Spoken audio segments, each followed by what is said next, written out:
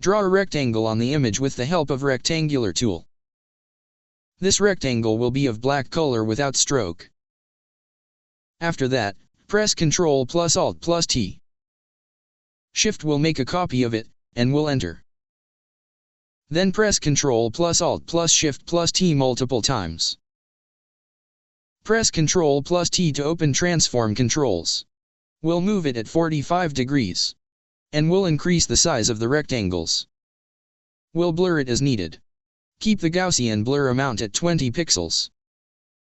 Create a mask on this layer. Pick brush tool with 50% opacity. And these lines will be removed from the object. It will show a shadow effect on image. Keep the layer opacity between 60 and 70. And that's it. Like and subscribe if you like video. Thanks for watching.